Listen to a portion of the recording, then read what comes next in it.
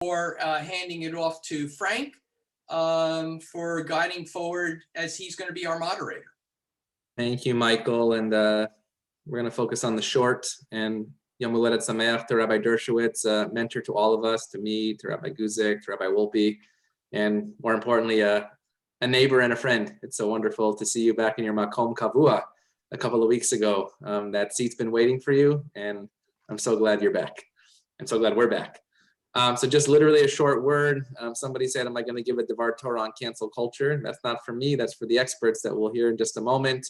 But the short word is about how we live our life. And I think Rabbi Dershowitz actually is the best example of this parasha, double parasha this week, Bahar Bechukotai.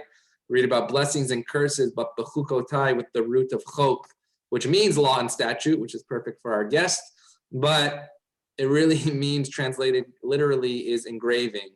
And even though the Torah is written with ink on parchment, the essence of the Torah is how we live our lives, chok, with how it is engraved in our hearts, and by that matter, what engraving we do in this world. So I am excited and honored that our guests, Dan and Professor Dershowitz, are here with us this evening to hear how we should go forward, how we should engrave the actions of our lives, not just on a screen, but God willing, together soon as well.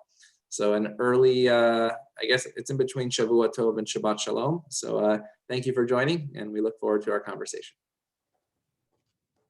Thank you, Rabbi. Poignant and split the apple on the bullseye. Thank you for that beautiful teaching there. Well, let me just introduce Frank Melton. He's going to take this program forward. For those who have met Frank and have worked with him, Frank, it's a pleasure and honor to have you moderating tonight. Frank is an employment lawyer with the National Labor and Employment firm of Jackson Lewis. He advises companies and nonprofits on employment issues. He also represents employers in his employment litigation, including defense of harassment and discrimination claims.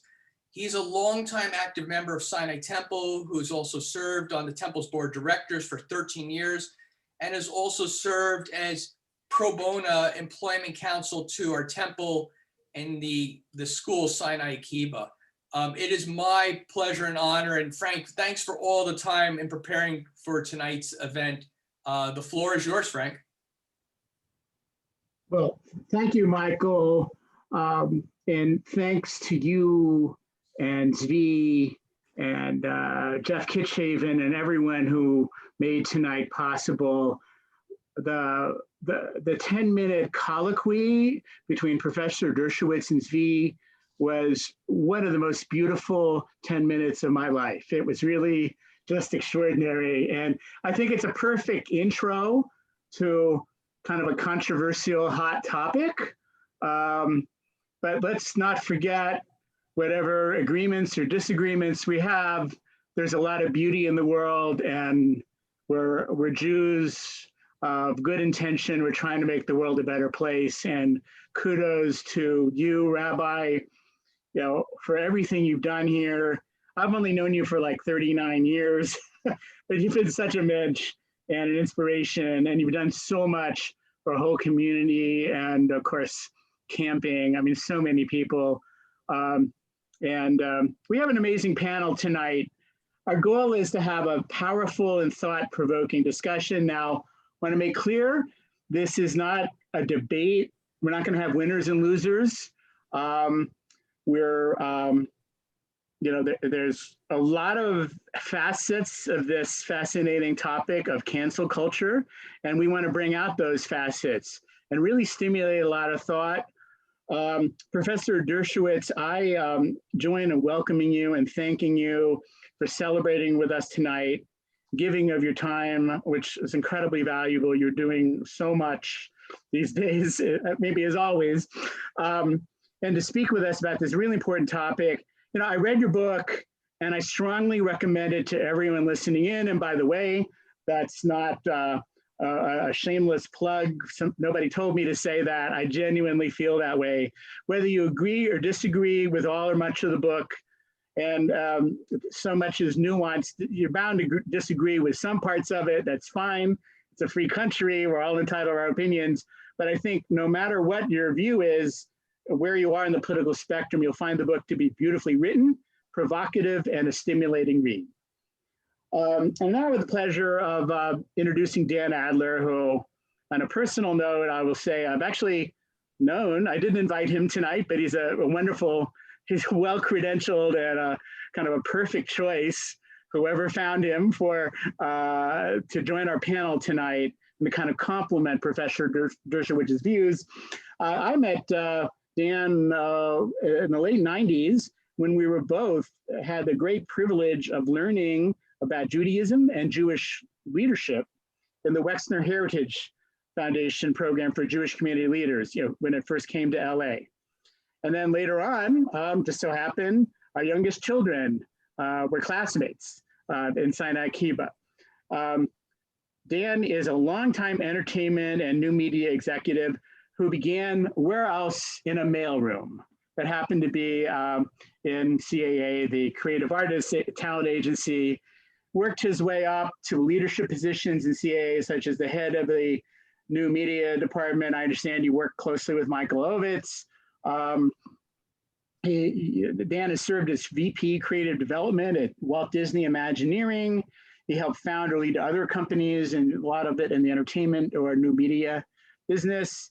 And he's currently producing a series for Showtime and has a number of feature film and TV projects in various stages of production. And I could go on, but I will talk about the Jewish and societal connections. Dan has worked extensively with many Israeli companies. He learned well in the Wexner program about how to contribute to the cause of Jews and Israel. And he's involved in a wide range of charitable and political causes with a particular focus on youth activism, education, and the Middle East. So I'm going to be asking Professor Dershowitz and Dan, and we'll kind of go back and forth, a number of questions from now until around 7:30. Then I'm going to pose questions from the audience that you'll put into the chat room for about 25 minutes. We're then going to give both the professor and Dan, or Mr. Adler, I just know you as Dan, sorry. Give you each a couple minutes to make any kind of final remarks, and then we're guaranteeing to be done at 8. It's 11 o'clock back east, so, but everybody's got other things to do, but I hope that it'll stimulate more and more discussion after tonight. So with that, let me pose the first question. I could provide my own answer, but now that I've read Professor Dershowitz's book, but Professor Dershowitz, how do you define cancel culture? And by the way, I will violate the lawyer's rule. I'm going to ask compound questions or sort of multiple questions, but I know you guys could field them. And is it a problem? And if so, why? Well, of course, it's a problem, and everybody's ambivalent about it. In all our lives, there are certain people that deserve cancellation and perhaps others that don't. Even the Jewish tradition is very ambivalent about it. Remember what the Bible teaches us. The Torah says, Zachor Amalek, remember Amalek. Amalek tried to destroy us. Amalek is our great enemy. It didn't say cancel Amalek. It said, remember Amalek. Judaism is essentially based on memory, not forgetting, not erasing. On the other hand, when I was growing up, and I'm sure Rabbi Tzvi will agree with me, when we were growing up and we ever mentioned the name Adolf Hitler, immediately would say after the word Hitler, Yamach Shemo, may his name be forever erased. So within Judaism, on the one hand, we want to remember our enemies. On the other hand, we want them erased from history.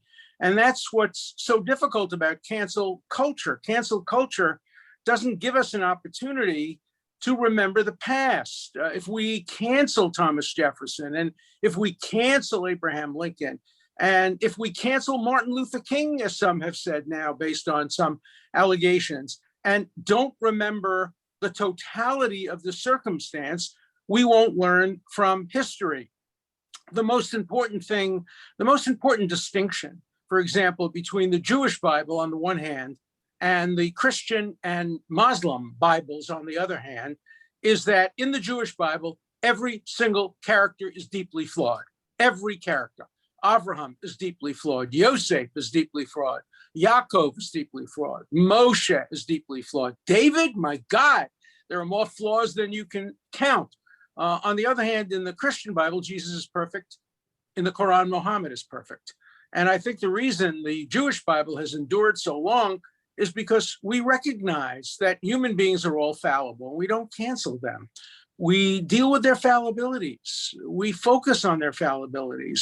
There's a great story that was told by one of the most eminent psychologists in the world. He would tell the story about how Pharaoh sent two people to spy on Moses because he knew Moses was about to come and say, Shlachet Ami, save my people. And so he sent out two people, a painter and a phrenologist. And the painter painted a perfect portrait of Moses. And then the phrenologist looked at it and said, I can give you my interpretation. Moses is a weak man, an egotistical man. He will give in very easily. He is not a formidable enemy, and you have nothing to worry about. So then the Pharaoh calls in both the painter and the phrenologist and says, I have to execute one of you. Either the painting is inaccurate or the phrenology is inaccurate. And they both said, no, call Moses. And so they called Moses. And Moses came before Pharaoh and said, no, don't execute either the phrenologist or the painter. They're both right. The painting was perfect. And the phrenologist is right. I am all of the things he said I was, but I overcame them. And that was the story of the psychologist. And that's the story of the Jewish Bible.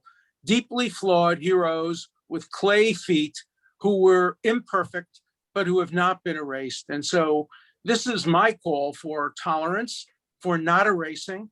I'll tell you later on in the discussion some terrible stories about cancel culture and how it impacts people in terrible, terrible ways. But I thought I would just make that as my first opening foray. Thank you, Professor Dershowitz. So I'd like to turn to Dan with the same questions. How do you define cancel culture? And is it a problem? And if so, why? Well, first of all, I want to wish Rabbi Dershowitz a happy birthday and also confess that my Hebrew name is Savi, named for one of my father's siblings who was killed in the Shoah. So I feel a connection to you other than being involved with Sinai over many decades. And second of all, I am grateful for being a part of this and grateful to Michael for asking me, and happy to be serving my little role in helping Professor Dershowitz sell more books. So I'm hopeful that it will be a successful night. I would take a little divergence from the professor's comment about ambivalence. I actually think that there's a lot of consistency around the fact that cancel culture is a problem. I think the term is overused. I think it is often misused. And I think it is also, like everything else, unfortunately, in the times we're living, absolutely politicized. And I wish that we all could do a better job of embracing our mutual respect for one another and for the society in which we live, as well as our own Jewish tradition, and embrace the spirit of debate, embrace the spirit of alternative opinions, and always be listening to somebody else rather than what we already believe, because that, I think, is both in keeping with how we grow as human beings and also what our tradition teaches us. That's my simple response. All right. Well, So one brief response to one comment, and that is about my books. I want to make it clear that all the proceeds from my books will be contributed to Temple Sinai in honor of my cousin's fee. So if you want to buy books, you're giving back to your congregation. I don't care about selling books. I just care about my people reading them. Well, thank you. And thank you for that generosity. That's fantastic. So this will be in the nature of a follow-up question, although it's actually a different question. So I think you both recognize that there is some kind of a problem with cancel culture. What are prime examples of the problem? And maybe you could also focus a little bit more on how you define what cancel culture is. Well, maybe I can give you an example from my own life. So I spoke at the 92nd Street Y every year for the last 25 years. I was the second most popular speaker at the Y after Elie Wiesel. I was the guy the Y called when somebody canceled. And I spoke every time one of my books came out. I've written 46 books now. Every time one of my books came out, I had my first speech at the Y, Chutzpah, the case for Israel. And so I was planning to speak at the Y about my book, Defending Israel, my life relationship with Israel and with its leaders.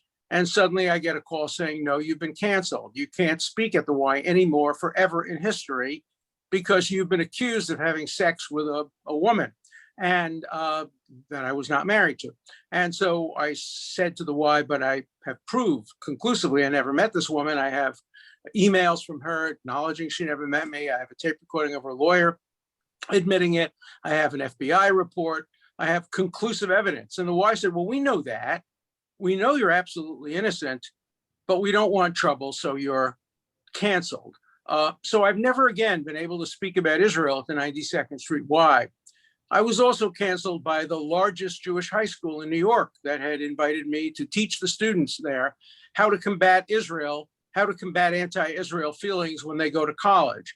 But because a half a dozen people objected to the fact that I had been accused, even though everybody conceded it was a false accusation, this high school canceled me.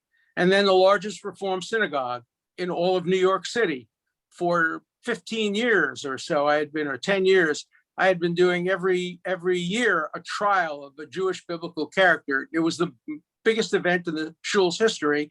They had 1,600 people, there'd be trials, and suddenly I got canceled. So here we have me being canceled essentially by the leaders of the Jewish community for something that they acknowledge I didn't do, but because they don't want trouble. And because of when you combine cancel culture with the Me Too movement and the whole notion today that if you're accused, you must be guilty, I become a victim of cancel culture. That's not the reason I wrote the book, but I think it's a prime example of how cancel culture should operate. Now, I asked each of the people, I said, I will pay, but you should have a law firm do an examination or whatever you want. No, we know you're innocent, but we don't want trouble. And so I've recommended the creation of a cancel culture court, a court composed of former justices of the Supreme Court, perhaps, former presidents of universities, rabbis, priests, ministers, scientists, whatever. And anybody who has been canceled on the basis of false accusations would have a chance to go before the court and present his or her case and be uncanceled. But today, that's not happening. Today, cancel culture is a one-way street. If you're accused, you're guilty and you're canceled. And yes, it operates selectively. I don't think it operates particularly in a partisan manner, but it does operate selectively. Some people are canceled, some people are not. And so it can create terrible personal problems as well as institutional problems. Just one more point. People forget that the First Amendment has two aspects. My right to speak, which was canceled by the 92nd Street Y, but that's not the most important part of the First Amendment. The most important part of the First Amendment is the thousands of people who wanted to listen to me. They were canceled.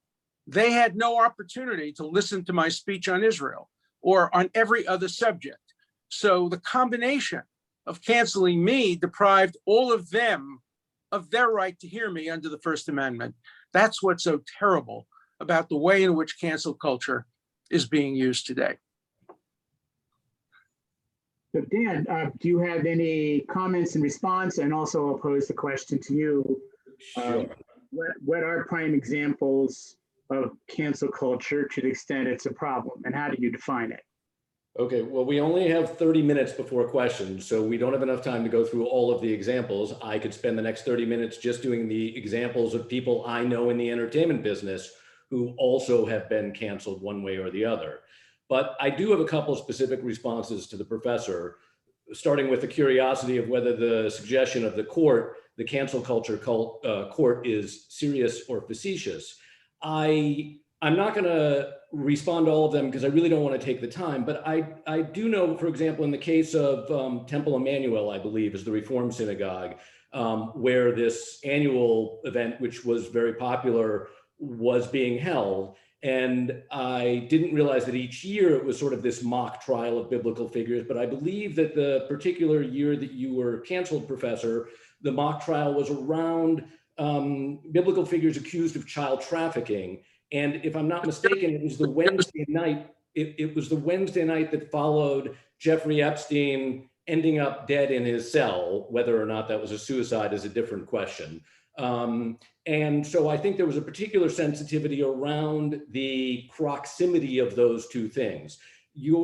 Again, I'm not, I want to also say I'm neither a lawyer nor in any way a constitutional law scholar. My parents, Olav Shalom, both of them, I'm sure they would have preferred that I'd become a lawyer than moved out to Los Angeles to start in the mailroom of a talent agency. Luckily, my brother became a doctor, so they were able to get some satisfaction from that.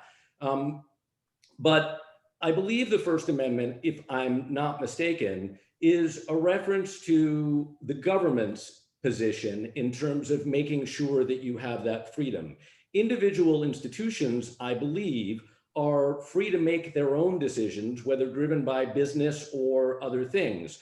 The idea that each of the three institutions referenced chose not to allow you to speak when previously you had spoken and been very popular at them is a decision that each of them made. To be very clear, by the way, I do not believe that people should not be able to speak. I do not believe that people should not be able to be heard.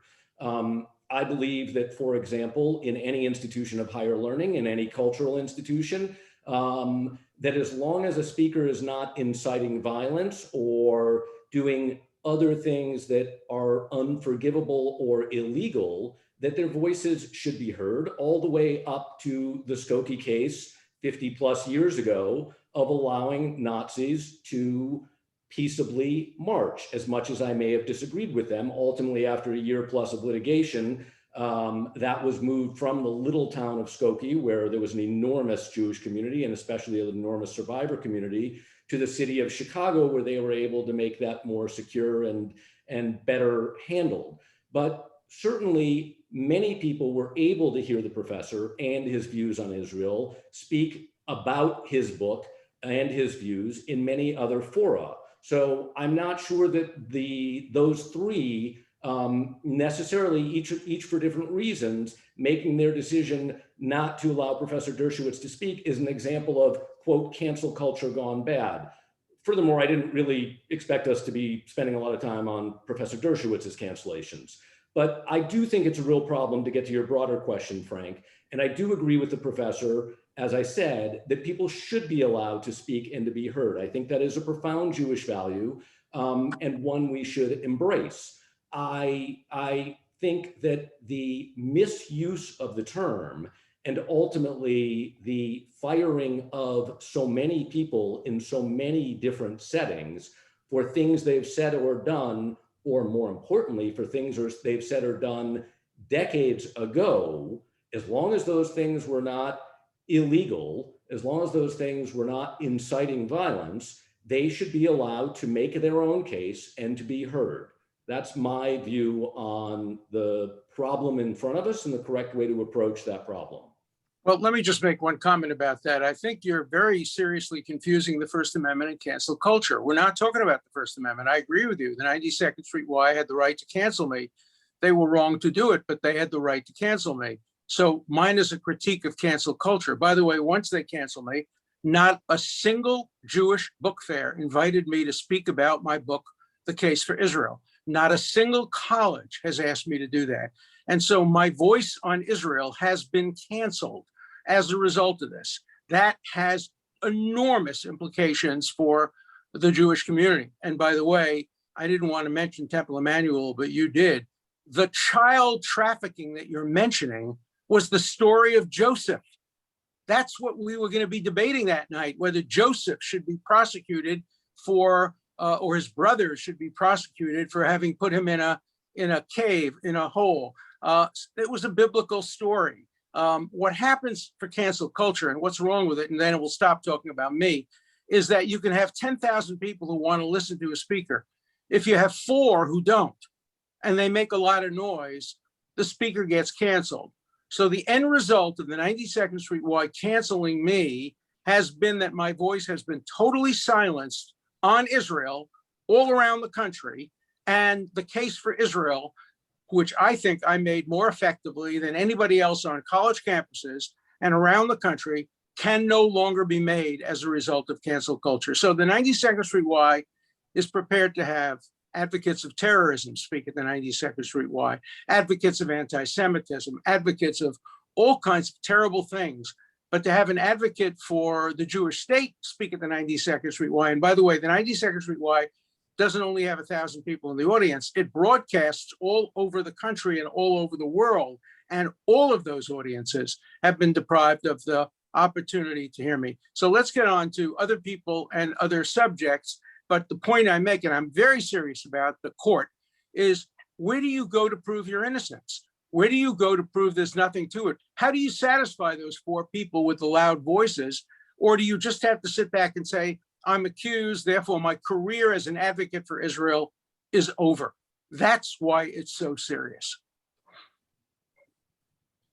Just to follow up, Professor Dershowitz, on the court issue, being a lawyer, of course, I know we have a very litigious society and many lawyers profit off of it. I disclaim that. I don't want to encourage it, but I mean, is a court really a viable option here? Because I mean, we have a free country in a lot of ways, and you are passionate, you're passionate about freedom in our country.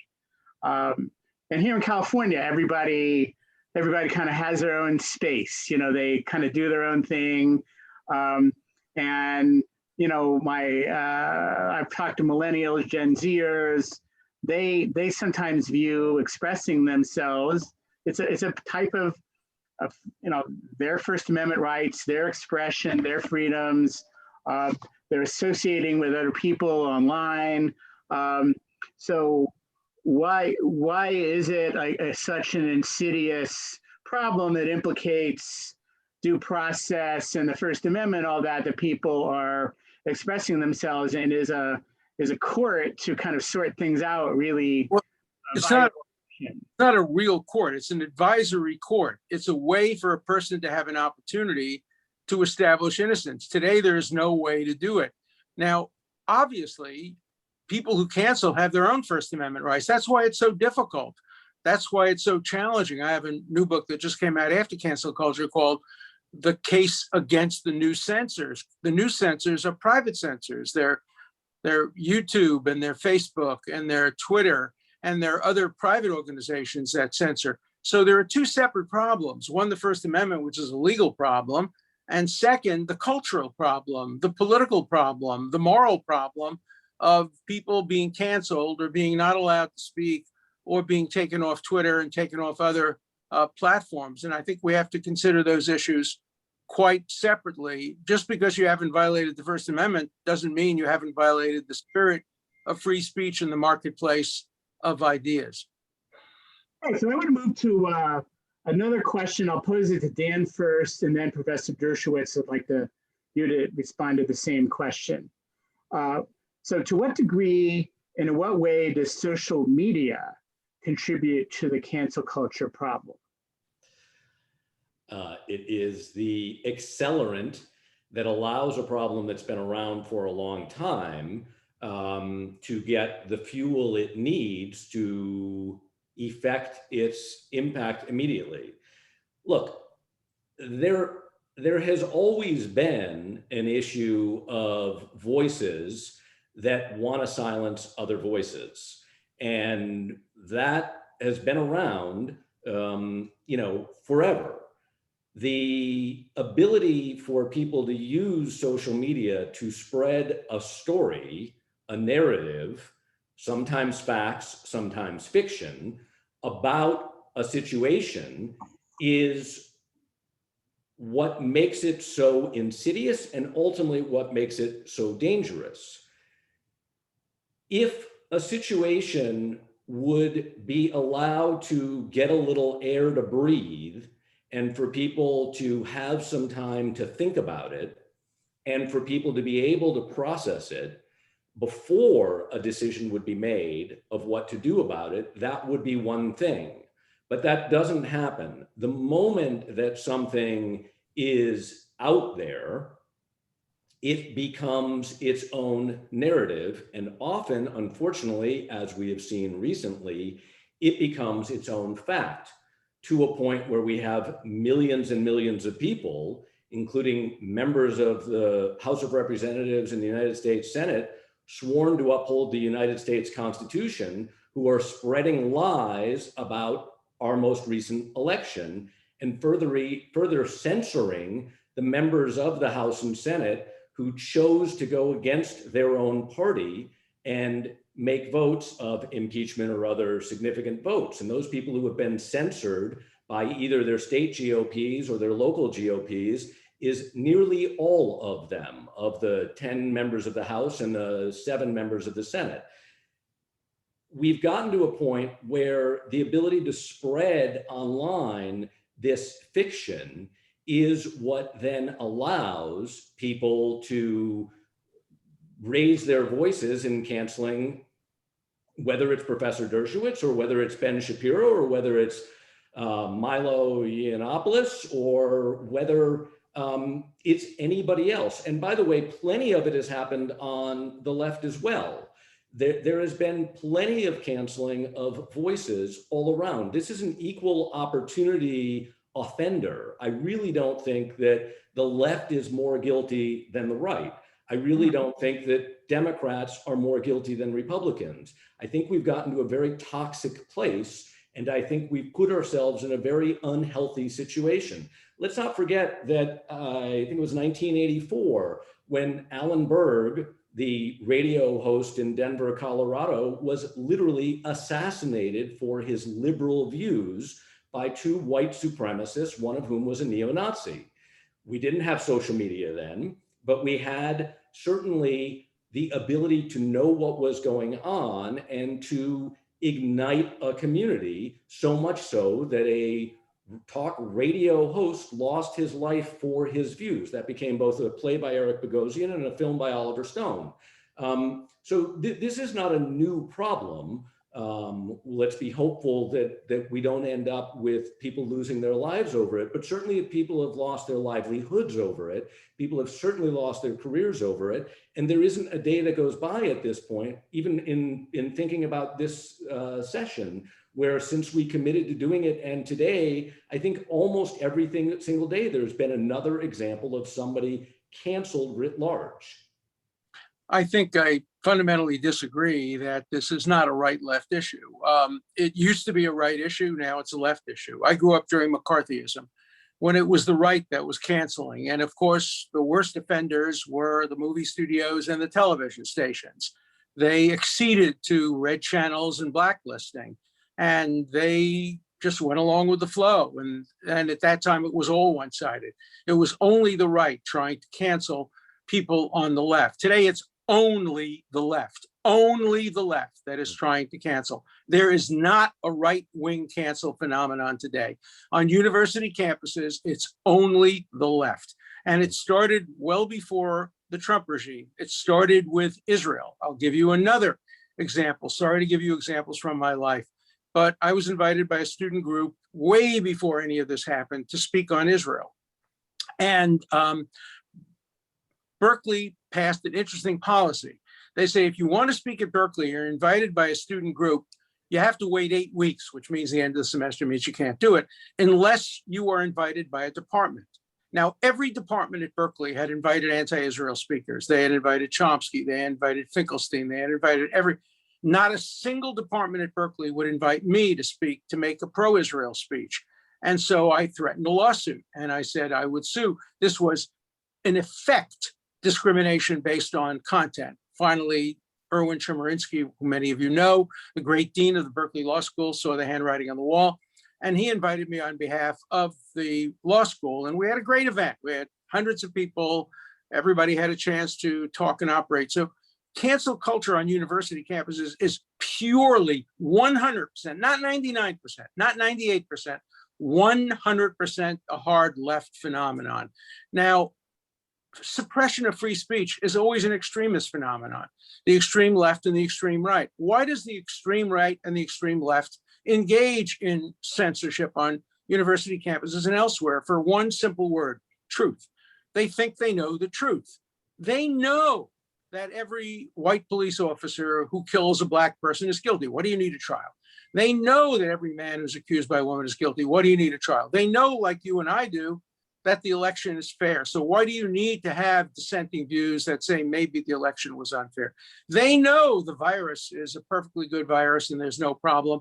So why do you need anti-vaxxers speaking on television? Truth is the enemy of the First Amendment, interestingly enough. Castro knew the truth. Mao knew the truth. Stalin knew the truth. Mussolini knew the truth. When you know the truth, you don't need due process and you don't need free speech. You just cancel your enemies. I remember Telford Taylor, he was the great general at Nuremberg. He and I went to the Soviet Union to defend dissidents. And the first thing Telford took me to was the Museum of the Nuremberg Trials, because he had been the American chief prosecutor at Nuremberg. And we went there and we looked at the picture. He wasn't in it. Stalin had taken him out. And others, the Americans, were out of the picture. They had been erased. They had been canceled. And so it is today, unfortunately, a completely left-wing, it used to be a completely right-wing phenomenon. I think the vast majority of Americans tragically believe in free speech for me, but not for thee. And they're perfectly happy as long as they can do the canceling, as long as other people can't do the canceling. They don't seem to understand that if you diminish the First Amendment right of people on the opposite side, it will come back and haunt you and get you in the end. There has to be free speech for everybody. And I'm glad you supported the right of the ACLU to defend the Nazis marching in Skokie. Today's ACLU would not do that. Today's ACLU does not speak on college campuses. Today's ACLU is not involved in protecting due process or free speech. Today's ACLU, unfortunately, has become very partisan. That's why a new organization called FIRE, F-I-R-E, has now developed to try to protect free speech from the left on college campuses. Of course, it'll be protected from the right as well. But I know, and I pretty much know this story very well because I've spoken probably at more colleges than anybody else in America, certainly about Israel, over 100 colleges. I have never, ever been stopped by the right. And efforts every time I speak by the left have been made to try to stop me from speaking about Israel. Okay, so I have a couple of responses. First of all, it's one thing to say that the college campus situation is 100% the left, and then something else to say that every situation is 100% the left. First of all, I will beg to differ with you on the college campus one. I'll give you a specific example, but I will certainly beg to differ with you on the second one. Let me give you the first example first. There's a little school called Wheaton College. It is a liberal arts evangelical school in Illinois, Wheaton, Illinois to be precise, founded in 1860 by abolitionists. It graduated, I believe, one of the first classes that included African Americans, former slaves, in fact. And it also was a very, in the evangelical community, a very progressive place that did a lot of amazing work. One of the tenured professors there, after the shooting in San Bernardino, which left in its wake Muslim women in particular being targeted when wearing their hijab, one of the tenured professors there decided to write a piece that she posted one day called One God. And in it, she talked about the fact that we all worship the same God. And as she posted her piece, she decided to add a visual to it, since a picture is worth 1,000 words.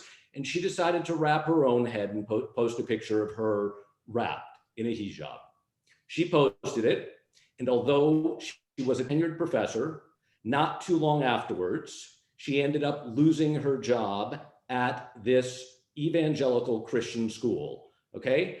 I don't think it was a very left-wing school. In fact, I know for a fact it wasn't. And yet she lost her job for that. That's one specific example on the campus side. Again, I've already said that I disagree with a lot of the behavior on college campuses. I believe that it's a real problem. I believe that listening to other sides is what makes us better human beings, stronger communities, a better informed society. and it is what allows us to grow, and silencing that only hurts all of us. However, to pretend for even a moment that the silencing as recently as today of Representative Liz Cheney, the number 3 member of the House, the silencing by the former president of the United States of literally Major League Baseball over what happened in Georgia, or Coca-Cola, or Delta Airlines, or Nike over Colin Kaepernick's brilliant, gutsy First Amendment move to defend the right of free speech and take a knee to make a statement, to pretend that any of those things are on the left attacking the right is truly laughable, with all due respect. It makes absolutely no sense. So I don't know how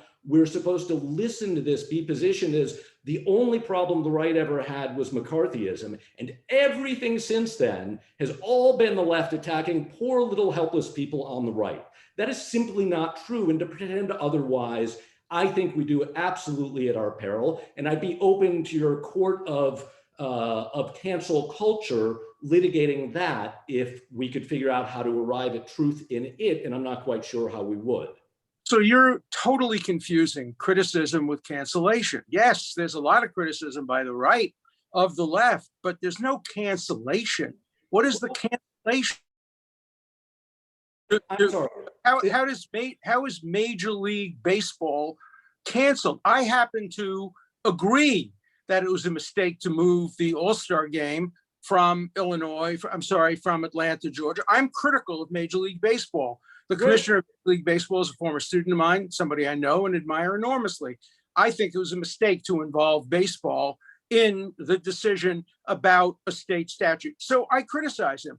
Who's canceling anything there? Who is canceling? There is literally an attempt to cancel it. It may be unsuccessful. Thank God it's unsuccessful, because business ultimately speaks. But Tell me, comment, excuse me, Professor, I'll let you speak. Right. Your comment that criticism is different than cancellation is simply when one is successful and one isn't. So you were not allowed to speak somewhere, therefore you were canceled, but criticizing you is okay, I guess. Of course, I welcome criticism. Now tell me who has tried to cancel Major League Baseball. The only cancellation I know is when Home Depot refused to go along with Coke and Delta, who I think made a terrible mistake and violated their fiduciary obligations to their shareholders by getting involved in a political dispute in Georgia. When Home Depot decided to continue to do the business of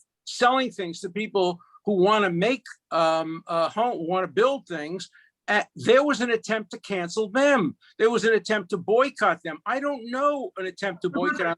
Dershowitz, I want to jump in. Right. You're absolutely right that there are people on the right who have behaved obnoxiously, abominably toward. There's a big difference between criticism, which is the American way. And if you don't understand the difference between criticizing me, I welcome criticism of me when I speak on campus, and cancellation, then you, I think, don't understand tonight's subject. Well, Professor Dershowitz, I want to jump in with a couple of devil's advocate points, if I might. I'm trained as a lawyer. So number one, you have in your book on page 126, well, at the back, you have partial list of individuals who've recently been canceled or had speeches or appearances canceled. So it's an example of cancel culture in action. And it's admirable, and you're very open-minded and thorough, but you included in there like Javier Becerra, who was shouted down at Whittier College here in Southern California by Trump supporters wearing MAGA hats. They're in protest against the Attorney General's lawsuit against the decision to rescind DACA. The event was forced to end early. They wouldn't stop interrupting. So that is an example of the right doing what the left does sometimes do at universities, shouting down, trying to cancel events. Number two, I'm sorry. Let me talk to number one first. Number one, I wrote the brief for the ACLU in the case involving Stanford University back in 1970, including the right to heckle and the right to boo speakers. That's a constitutional right. And I agree with you, nothing should be canceled as the result of that. And if the booers and the hecklers refuse to remain silent after a period of time of booing, they should be removed. That's the obligation of the university. That happened in the University of California at Irvine when the ambassador of Israel to the United States was not allowed to speak as the result of left-wing students who didn't want him to speak. When they try to stop me at the University of California in Irvine, I grew up in Brooklyn. I have a loud voice. I didn't allow them to speak over me. I just continued to debate, and I continued to argue when they continued to boo. Now, I agree with you. Booing can get to the point of cancellation. But if you think that there is a problem today on campuses of right-wing cancellation, you're living in a different world than the world I live in. I agree with you that if both sides extremists had their way, we'd have no free speech. But today, the problem of cancel culture is a problem of the left, not a problem of the right. It used to be a problem of the right. And I think it's important that we look at this subject objectively, and that's the spirit in which I posed the devil's advocate question. Okay, so we have calls for boycotts and counter boycotts. And they are protected by the First Amendment. One insidious boycott that I personally hate is, the BDS movement trying to cancel Israel. Okay, all of us on this call would agree that that's horrible. We disagree with it, but there is a constitutional right, for people to do it. We just fight against it. But let me move on. But there's like, for example, this baseball thing. I'm sorry, but when MLB moved the All-Star game, the Trump MAGA world called for a boycott of baseball.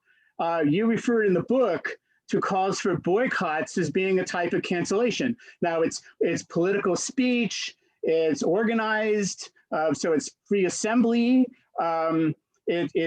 it's using your freedoms and your purchasing power. So if the far right wants to boycott baseball and listen to it, fine, it's their right to do it. But isn't that a cancel culture? And don't companies, by virtue of the Supreme Court decision overruling a precedent in 2010, then they decide that corporations have free speech rights and responsibilities. So why is it that corporations can't express themselves? And why should they be boycotted because they do? Problem with that, let Major League Baseball change the All-Star game and I'll protest, but I'm not going to boycott them. You're absolutely wrong about the BDS movement. The BDS movement is not protected by the Constitution. Let me tell you what's protected. Advocacy of boycotting Israel is protected, but actually engaging in a boycott is like somebody saying, don't buy from Black businessmen or don't buy from Israeli businessmen. That's against the law. That's not constitutionally protected. So the BDS movement itself is not constitutionally protected, but advocacy of doing something illegal is constitutionally protected. So you can advocate boycotting Israel, you just can't boycott Israel. That's the difference. Look, there are always going to be a handful of extremists that call for cancellation and boycotting. I acknowledge that, but to make that the real exception into the rule and to think that we have a problem today, particularly on university campuses, as I've said, a real problem today with the right is just not the case. Even left-wing professors who have been canceled, there was one at Evergreen University. He was canceled by the left. I'm not even sure about the Wheaton College thing. I'd have to check and see whether, although Wheaton College or whatever it is an evangelical school, whether the move to cancel this woman, whether it came from feminists, whether it came from Muslims, whether it came from the right or whether it came from the left. We have to look right. It came from the right. But well, you say so. But the reality is that the problem on university campuses today is a problem of the hard left, not a problem of the hard right. Now, I'm telling you, I think the hard right is being very selfish. They're saying we're on the side of free speech because we're the ones who are being censored today. Tomorrow, if they try to censor the left, you'll find the left on the side of free speech. My point is that very few people actually accept Voltaire's view that I disagree with what you say, but I will defend to your death the right to say. The vast majority of people use free speech as a tactic. Let me make one other point. Today in academia, There is more and more writing. Professor at Columbia, professors at various parts of the country are saying free speech is paternalistic, capitalistic, imperialistic, colonialistic, that free speech is a way of putting down the inarticulate by the articulate. For the first time in my lifetime, we're seeing a left-wing academic attack on free speech. Look, I'm a person of the left. I'm a liberal Democrat. I voted for Biden. I voted for Hillary Clinton. I voted against Donald Trump. But I see a problem of free speech and due process coming from the left today. Due process as well. The left should be demanding a new trial for Derek Chauvin. I hate what Derek Chauvin did. He did the most despicable thing in the world. But the idea that 12 jurors would be terrified that if they come to a verdict of not guilty, they're going to have their homes burned down. They need to have anonymous protection.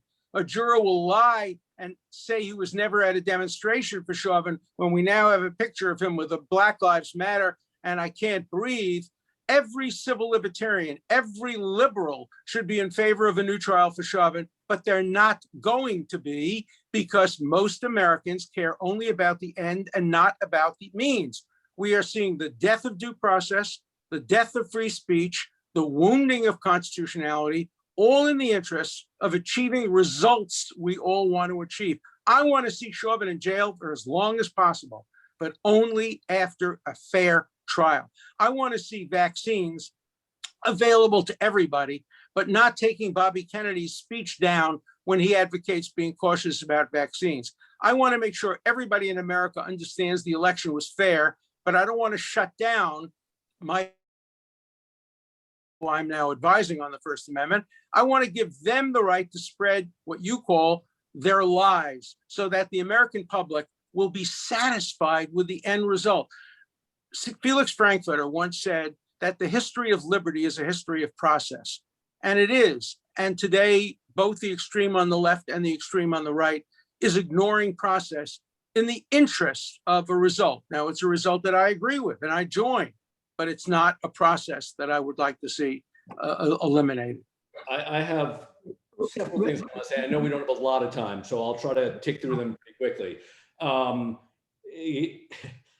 Listening to you, there are a lot of things I would want to ask you. We don't have a lot of time to do all of them. I'm curious, for example, in your comments, where then you were in negotiating the deal to make sure that Jeffrey Epstein didn't actually serve significant time. And I'm a get the right to get, but I don't want to get into I don't want to get into Jeffrey now. This is McCarthyism that you're directing at me now. This is an ad hominem attack. So let me answer it. I am proud of the fact that as a defense lawyer, I did what you would want me to do if I were your defense lawyer or if your children's defense lawyer.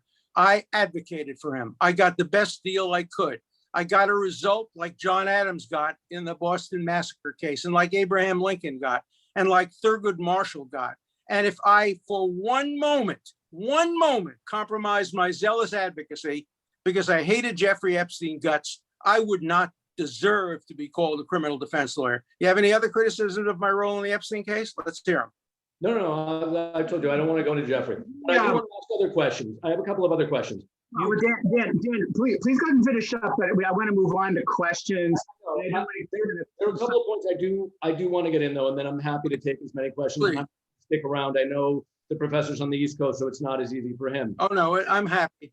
There were a couple of mistakes, I agree, that Coke and other companies made in Atlanta. The mistake they made was not speaking up sooner, is the mistake they made, not dishonoring their fiduciary responsibility to their shareholders. What they should have done was have the guts to go on the record before the governor had signed the bill and only then to start complaining.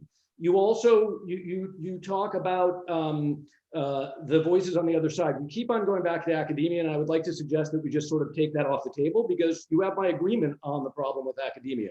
I'm getting at how is it that Mitt Romney, a favored son of the great state of Utah, can not only win 73% of the state's vote when he's a United States presidential candidate, but can then be attacked when sitting calmly by himself at the airport on the eve of flying back to Washington for January 6th. or more recently this past weekend in Utah, could be booed off of a stage as loudly as he tried to speak. And maybe he's not a Brooklyn-born Jew like you, so not able to speak quite as loudly, or Brooklyn-raised, but he was booed off the stage by people in his own party, not allowing him to speak. These are the problems. What are we disagreeing about? You yourself, I think, actually said literally, if I believe what I read, what was written, that if Keith Ellison had been put in as chair of the Democratic Party, you would have canceled your membership. So cancel the I didn't use the word cancel. I would have stopped being a member of the Democratic Party. I have a right to decide which party I support. I could not support a party headed by a man who admired Farrakhan, who has himself made anti-Semitic statements. And I had an influence, in fact, in making sure that Keith Ellison was not made head of the Democratic Party. That's my right as somebody who is participating in the democratic process. So I'm very proud of the role I played in keeping Keith Ellison from becoming head of the Democratic Party. I remain a Democrat, even though the party has abandoned Israel in some ways. Certainly Barack Obama did. I supported Joe Biden. I've known him for many, many years. Look, I agree with you about the senator from Utah. He was my student. He's my friend. I admire him. When I spoke in the Senate on behalf of President Trump, he disagreed with me, but he came over to me and congratulated me on my speech. We have a good relationship. I would never want to boo him. He's a great man. I supported him when he was the governor. I voted against him because I'm a Democrat, but I supported him when he was the governor of Massachusetts. So I'm not sure we're disagreeing. We live in a very, very raucous political time. And I understand if Mitt Romney has taken votes against the Republican Party, I congratulate him for that. But I understand how people get very mad about that. That's a big difference from not allowing people to speak on college campuses, not allowing people to speak at the 92nd Street Y, canceling people from your industry and movies because of an accusation. Progressive person running for mayor has been accused. He's denied it categorically, and now his career is ruined. And so I'm concerned about cancel culture, and I want to see a process in place where people can prove their innocence before they're being canceled. As far as, we disagree about Georgia. I follow the New York Times. It did an analysis, and it concluded that the Georgia statute will not have a big impact on voting. And if it has an impact, it will be largely Republican versus Democrat rather than racially. But even if you disagree, we can have a disagreement about whether corporations ought to be involved in politics. Today, you say Coke and Delta should do that. 25 years ago, Coke and Delta were right-wing extreme organizations that if you wanted them in politics, they'd have been absolutely on the opposite side. Many of the largest corporations in America supported McCarthyism. So be careful what you wish for. Putting corporations and making every corporation take sides on every electoral issue can be extremely dangerous. And I want to know which corporations. I will not invest myself in a corporation if I knew that it was going to be taking political views, unless I knew there were political views that I would agree with. So we can disagree about a lot of these things, but I don't think they're really part of cancel culture. Okay, so it's been raucous. There's a lot of spirited discussion. I'm glad the latter part of the answer, we're kind of calming down. Let's try to tone it down, but I've got a lot of great questions. I want to get to those. So what about, this is from Jeff Kitchaven and his fiance, what about situations like the former editor of Teen Vogue and others who lost jobs because of tweets when they were in high school? Dan, why don't you talk about that first, and then Professor Dershowitz. It's a great question. And that's another incredible example of the craziness that we're living through. Moral of the story, in my opinion, which is what I try to say to my own sons and their peer group, is everything you post, you are risking coming back to haunt you for the rest of your life. I've been involved in technology for better part of 30 years. I have a nearly zero social media presence, very intentionally. I have no interest and no desire, and I feel a lot better without it. This example of judging, and the professor, he and I will also agree a little bit on this, a little different take on the companies. What happened 25 years ago, I actually think is irrelevant. In fact, I think the prism by which we ought to be judging everything is the prism through which it existed when it was done. My favorite recent example of this, and we could go through many pop culture references, and the editor of Teen Vogue is but one of them as somebody in a position, but there was a radio station in Cleveland, Ohio, my hometown, in the Christmas of 2018. It was known as sort of the Cleveland Christmas Station. They played Christmas music all Christmas season. And they canceled, literally, a song from 1944 called Baby It's Cold Outside. I assume everybody's familiar with it, at least some of it, written, of course, by a Jew, like most great Christmas songs, Frank Lesser, who also wrote Guys and Dolls. And if you remember the song, and it was done by Dean Martin, it was subsequently done by Michael Bublé, it was done by many people, but in 1949, it was in a movie called Neptune's Daughter with Esther Williams and Ricardo Montalban singing. And as the song goes on, basically the woman keeps on trying to get up and leave, and the man, they happen to be married, by the way, in real life, the two of them, Esther Williams and Ricardo Montalban, but he kept on pushing her down to stay. And because of that, viewed through a prism of Me Too, it of course was a horrible thing and had to be canceled. Now the joke is, if you actually either listen to the guy who wrote It's Kids, and by the way, that song won the Oscar for Best Song that year in 1949, or if you actually watch the movie, you will be surprised that later on in the movie, two other characters in the film, that would be Red Skelton and Betty Garrett, also perform the song. And in that case, she is the one who is pushing him to stay. She is essentially the one doing what the accusation is in the world of Me Too. All of that gets lost because we have to view a song written in 1944, an Oscar winner in the 1949 movie, through a prism of 2018 December, when that was pulled from the radio station. It is now one of my most favorite Christmas songs, and I make sure all through the month of December to listen to it over and over again.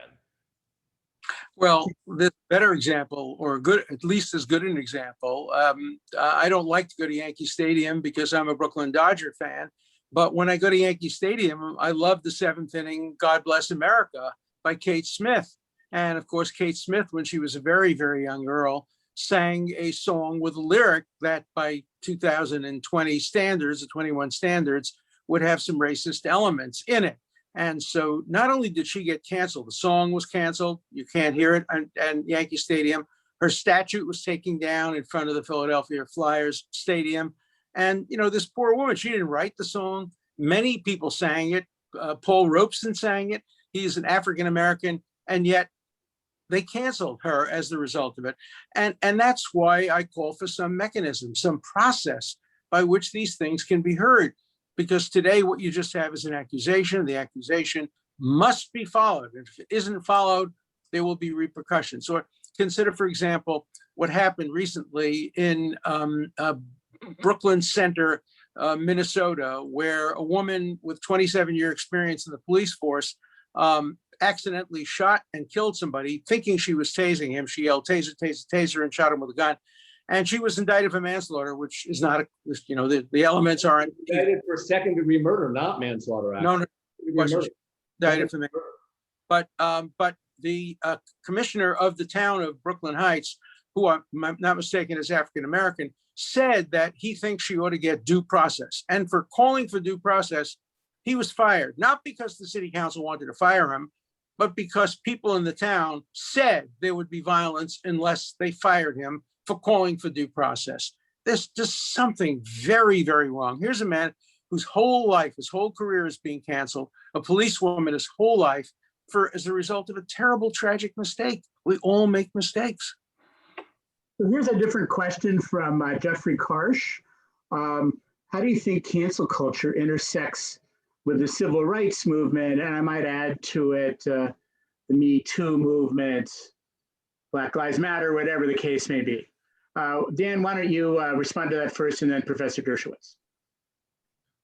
I'm not sure I have a good answer for it. I'm not sure I'm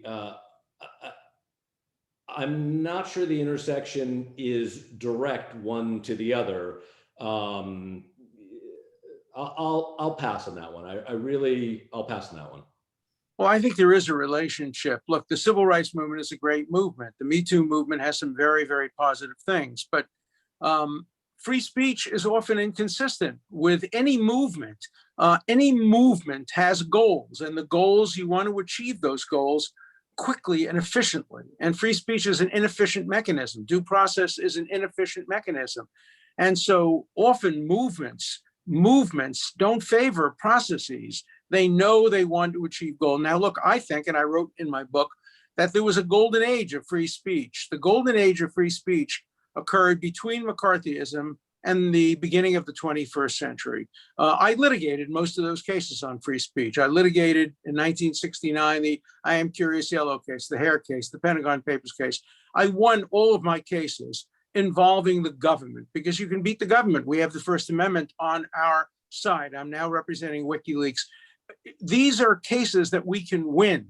And we won them all in the 60s. I was a law clerk on New York Times versus Sullivan. So I had a connection to every major case. And during the same period of time, when we had an expansion of free speech, we had an expansion of civil liberties, of gay rights, of a woman's right to choose abortion.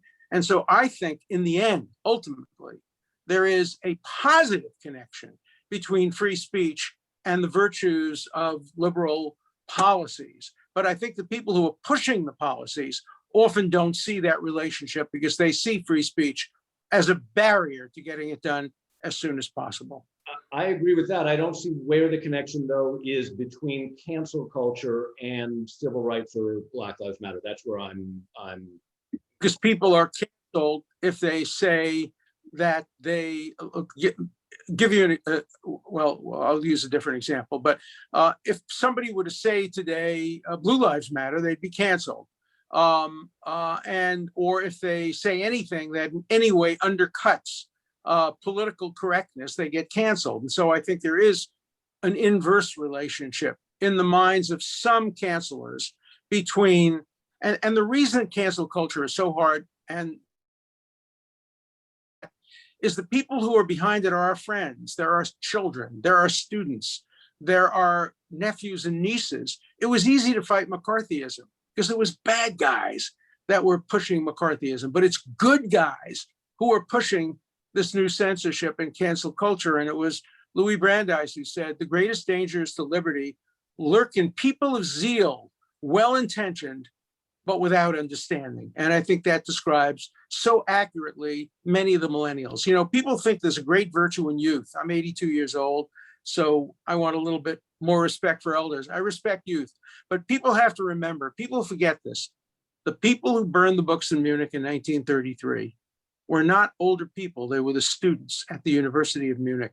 The people who started really the worst abuses of Stalinism were young people. Young people tend to be extreme in their views. Sometimes they're extreme on one side, sometimes they're extreme on the other.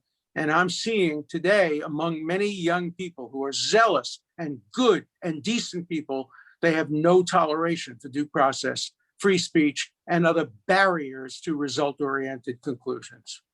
Okay, we have only 5 minutes before we get into kind of your closing statements. I would love to cover 2 more questions, have each of you speak maybe for a minute or so about, sorry, just running out of time. So one is a question from the audience about canceling Columbus Day, canceling schools in San Francisco named after Lincoln or whomever. I'll bring up my alma mater, Yale. You know, we renamed a residential college. You know, John Calhoun was no longer going to be honored. So Yale decided to change that. Dan, maybe you can comment on this first, and then Professor Dershowitz about how this fits into cancel culture. And is it okay to rename, military bases for that were named for Civil War generals, or is there something wrong with that and insidious? All of these are great questions and also real dilemmas. I think there has to be a willingness to balance where the lesson is with where the offense was. And if, for example, there is a way to keep Woodrow Wilson's name on a school, but express what the newer found concerns are, that to me makes some sense. The idea of rewriting every bit of history to suit where we are today, I think is leading us down a path that will prevent us from being able to have a measure of any maturity or sophistication in analyzing what preceded us. And ultimately, I think it becomes very dangerous if we're not able to look at ourselves as a people, to look at ourselves as a democracy, and to recognize where we went wrong. I think that simply, I'll go one big step further, which may also surprise the professor a little bit. I'm offended by the concept of trigger warnings, in the sense that I don't think we ought to be warning people every moment of every day that we may say something that may offend them. Because I think we're all mature human beings. And I think we all ought to be able to discuss things that may make some of us uncomfortable. And if we can't, we have bigger problems. There are schools now, private and others, high schools, junior high schools, that are allowing for anonymous tips to be offered by students about their teachers if they say something that they may find offensive. Well, that's great if the student was otherwise intimidated and afraid to do that. But if the student got a bad grade or chose not to like a teacher for a particular reason, the ability to essentially use this scarlet letter to not allow for any sense of due process, to make an accusation and have that accusation carry weight of a guilty verdict is very real, and in my opinion, very, very wrong. So I'm not a fan of slippery slopes. I'm a big fan of erring on the side of things that make us uncomfortable in order to avoid going down slippery slopes that we will regret having gone down. I generally agree with what you've said. I was in Kiev a couple of years ago representing the former president of the Ukraine on a accessory to murder charge. And I spent some time in Kiev, and I was walking in downtown and I see this sculpture, this enormous statue in the middle of town, the biggest statue. And it's to Khmelnytsky, the butcher of 100,000 Jews who killed children and mothers and the elderly.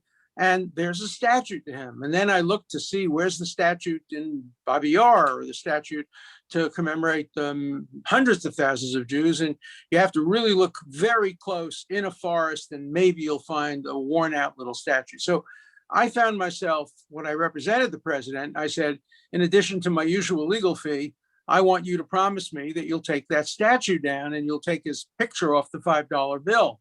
And he said he would try to do that. I did get him acquitted, and the statue still stands. So I do favor sometimes taking down some statues. And, you know, Khmelnytsky is a hero in Kiev to the people of Ukraine. He was a nationalist. There are many Nazis who are heroes in Eastern Europe who helped fight communism. And so it's very, very difficult. These folks in the Civil War are heroes in the South. Any of them who did terrible, terrible things, I would move their statues from the center of town to museums. But let me tell you, when this is a hypothetical, and this is going to, I think, aggravate some people, but I have to say it. In about 2030, we may see the end of cancel culture. Why? Because I think it's 2030 that the tape recordings of Martin Luther King are supposed to be released. Now, there's an allegation. It's an allegation. Believe me, do not believe it. But a certain person said he saw the tapes, said he heard the tapes, said he saw the description of the tapes. And if the tapes are correct, if it's correct, I'm not hypothesizing for purposes of this discussion, it would show Martin Luther King standing around while a reverend raped a young woman, and Martin Luther King doing either nothing or encouraging the rape. So if that tape ever comes out, and there are efforts to try to destroy the tape, if it exists, that will mark the end of the cancel culture. because we're not going to cancel Martin Luther King, and we shouldn't cancel Martin Luther King. And if we don't cancel Martin Luther King for tape recordings, if they exist, I think we will see an end to the cancel culture. And I think it's a good example. I hope it isn't true, because I love Martin Luther King. I was there.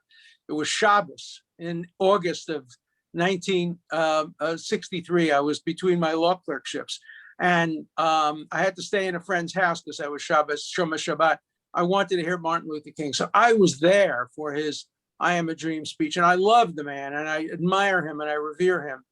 And even if he did what it is said he did, it doesn't erase his complete legacy. So I wouldn't take down his sculptures. I wouldn't take down Martin Luther King Day, but I think it will present a major problem for cancel culture if and when that does happen. So I tend to agree generally that we have to have a nuanced approach to how we deal with sins of the past, whether they be by Jefferson or Lincoln or by Martin Luther King. Thank you. So we have 4 minutes, 2 minutes to each of you for your final statements. I'll tee it up with one of the questions that I didn't get to ask it from the Q&A, which is like, where do we go from here? And a couple of people have also said, hey, you guys still haven't really defined cancel culture. So see what you can do with where we go from here and, you know, to deal with cancel culture. Dan, why don't you go first? We'll give Professor Dershowitz the last word. Okay.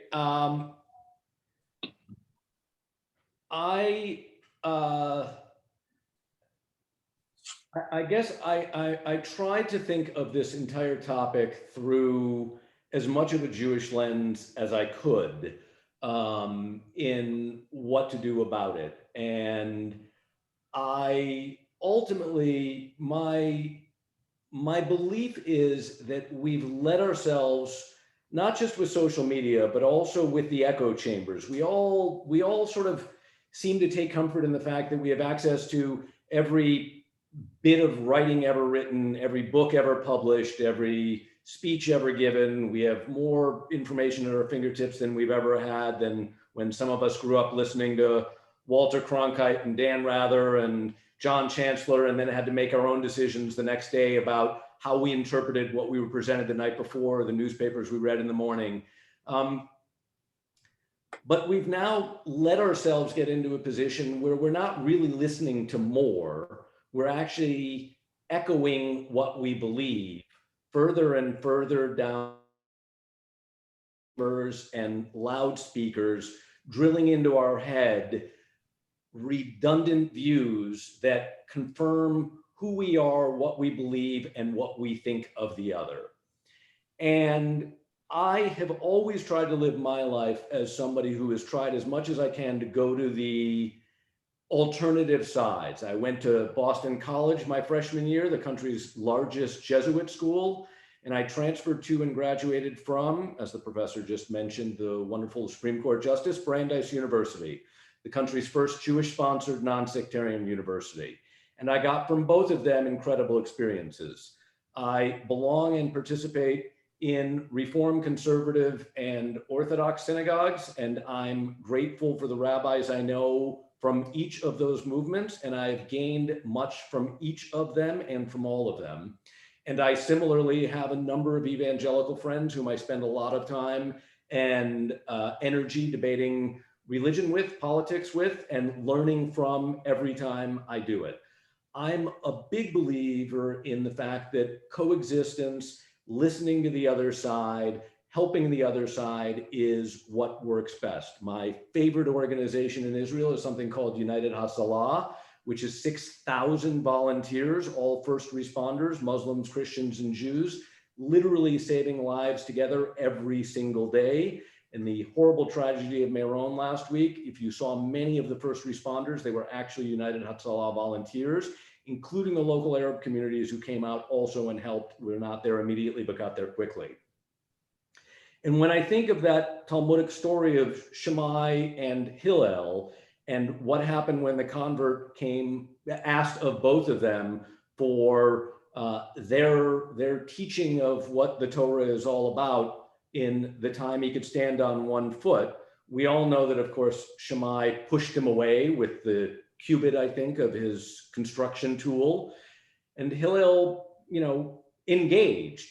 The sort of arrogance of asking somebody as learned as Hillel to explain the entire Torah in the time he could stand on one foot was a little absurd, but the ability to say that which is hateful to you, don't do unto somebody else, to me is the lesson for us in this context of whatever this term of cancel culture is. It is time for us all to listen to each other, to engage with each other, to celebrate each other, and to respect the differences in opinion that we have, and to do our best to appreciate the other opinion and to learn from it and allow that to help us process our own thinking and secure our own position. Doing the opposite not only hurts us, but it hurts the other. And embracing it, I think, will help us and help the other, and ultimately will help us as a community, as a country, and as a world. And if we need more of Tikkun Olam, we need it more now and immediately. And we need it in listening to each other, talking to each other, celebrating each other, respecting each other, and loving each other. And that is my hope and my prayer as a human being, as a proud American, son of immigrants, son of a Holocaust survivor, and as a citizen of the world. That is my hope. I agree with everything you've said. Not a word of disagreement, including the fact that my favorite organization in Israel is United Hatzalah. I serve on the board of United Hatzalah. I have several ambicycles for my children and grandchildren. I get enormous pride every time I get a telegram saying that one of my ambicycles helped save a life.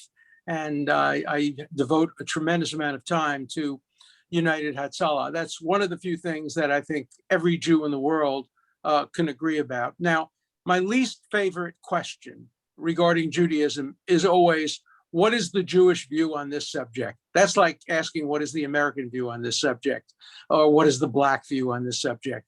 You're going to always get tremendously different views, Jewish views on any subject, even on Bet Hillel and Bet Shammai, but you're going to get enormously different views.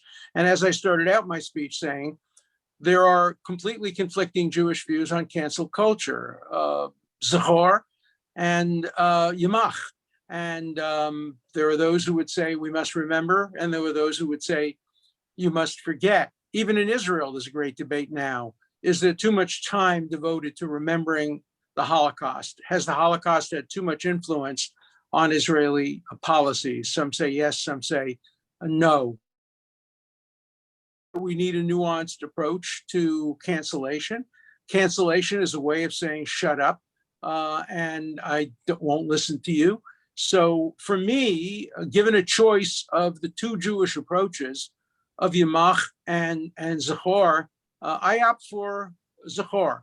I opt for teaching our students and our friends and our children about the bad along with the good. I opt for using the model of the Torah, which has as its heroes deeply flawed people who overcame problems, who disobeyed God, who did things that we're not proud of and they were not proud of, but in the end performed great tasks on behalf of the world, on behalf of Jewish people. So for me, I err against cancel culture. I want to make sure that cancel culture, which you can define any way you choose to, for me, the definition of cancel culture is simply an environment in which, based on a mere accusation, a life of enormous accomplishment can be erased in a moment, in the blink of an eye. And I think that's a terrible thing, even if what the person did was a terrible thing. I think of James Levine, who revolutionized the Metropolitan Opera. Every time James Levine was conducting at the Metropolitan Opera, I would come watch him play. Every time he conducted the Boston Symphony, I would watch him play. I was devastated to learn that early on in his life, he had done things that I could not, under any circumstances, justify. But I would not erase him. I will continue to listen to his music, but I will always have in back of my mind that he was a flawed person. But I think that's a healthy approach generally to life, not to have heroes, to understand that all heroes have some degree of clay feet, that Nelson Mandela early in his life was a terrorist, that Mahatma Gandhi was an anti-Black racist when he lived in South Africa, that people who founded Israel may have engaged Menachem Begin in acts that today, in retrospect, we might not look at kindly. But in the end, I want to see them remain on the pantheon of great people. So I would say, on balance, I would err against Yamach Shemo and in favor of Zachor. Remember, I wear every year on Holocaust Day, it's just recently, a little lapel pin that says Zachor. Remember, I will always remember the Holocaust. And I think my life, like your life, probably was influenced enormously. I grew up in a post-Holocaust neighborhood where many of my friends had, where we all thought about Rabbi Tzvi and his family and how proud we were of my grandfather Louis, having rescued him from the Holocaust. So, having helped, they did it themselves as well. But I think in the end, we agree more than we disagree. We may disagree about some aspects of what's going on in universities, what's going on in Congress. And mostly, if we sat down and talked about it, I would agree with you. But in the end, I want to Zachor. I want to remember. I want to remember with nuance. And I want to see cancel culture constrained, limited, and not become American culture. Understood. And at the risk of agreeing too much, I do agree with that. And I also agree in particular with the power of those emails you described. I have an ambu-cycle also for both of my kids from their bar mitzvahs in Israel. And when I get those updates, it is one of the most beautiful things. And all pieces of that organization are what I think reflect the greatest, not just in Israel, but the greatest in humanity, which is people who have very different backgrounds coming together to save lives and make the world a better place. So can't we agree to urge everybody who's listening tonight to buy a pitch for Ellie Beer? Absolutely. Or at least, Nothing but an honor. Something that helps save a life. It will make you feel so good. It's such a better bar mitzvah gift. A tree. I'm sorry. Give it a choice between a tree. The professor and I are in absolute agreement. Absolute agreement. Well, this is a great way to end. Thank you guys so much. The fur was flying, but it was really a fantastic, spirited discussion, mind-blowing, thought-provoking, and I hope we can continue this dialogue at Sinai Temple about this important topic and in our communities. And with that, thanks to the audience too for participating in all the great questions. I really wish I could have asked more of them. With that, I'll turn it back over to Michael. Okay, thank you both. By the way, I just feel like I just watched a movie of King Kong versus Godzilla. And I'm not sure which character you guys want to be, but I could leave that to your imagination. I think tonight's discussion really invoked a lot of thoughts for everyone. And by the way, we had a problem technically where we couldn't allow folks in, so this got streamed live to YouTube in addition to the recording. It was with overwhelming response, and once again, it's recorded, so folks who joined in late will be able to watch it in its entirety. But I have a huge gratitude in my heart for yourself, Frank, for moderating.